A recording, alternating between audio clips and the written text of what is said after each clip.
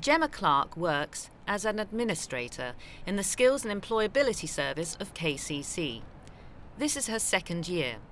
She's recently completed her apprenticeship, but it wasn't always straightforward.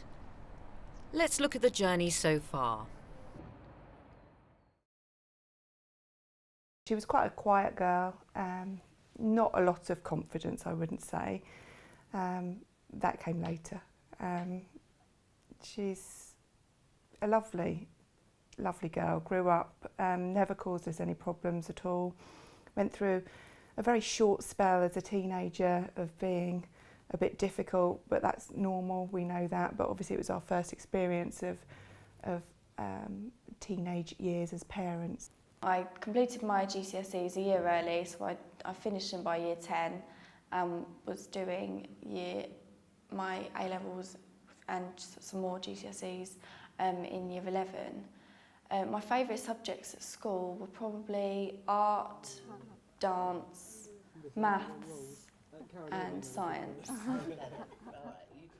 She did well at school, was never a problem at school, was always told that she was, we were told at parents' evenings that she was quiet and could participate a little bit more, but was quite reluctant to put her hand up at school and ask for help, but was never a problem within school, but often wasn't noticed because of that. She wasn't at either end of the spectrum. Okay, that's fine. When Gemma got to the end of grade 12, we started the discussion around what Gemma was going to do with her future. The discussion was really led by Gemma, as you know, we were parents who were willing to sit, listen and reflect on what Gemma wanted to do. We also had to think about the overall environment and how pushing children can not necessarily lead to the right results. I thought about an apprenticeship simply because I made quite a rash decision leaving year 12 at the end of year 12 and not carrying on my A-levels.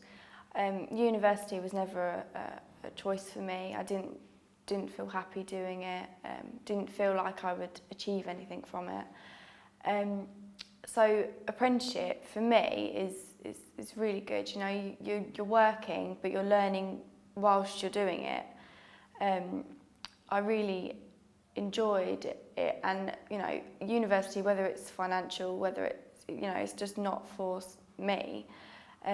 So the opportunity to do an apprenticeship with such a good, well-recognised company, really, I think it's going to benefit me for the future. Okay, I'll just check on the spreadsheet and I'll let you All along, from the very beginning, she'd said, I'm not collecting UCAS points, I don't want to go to university. Not that she's not independent, but more that there wasn't something that she wanted to study. It wasn't part of her career path that she wanted to choose.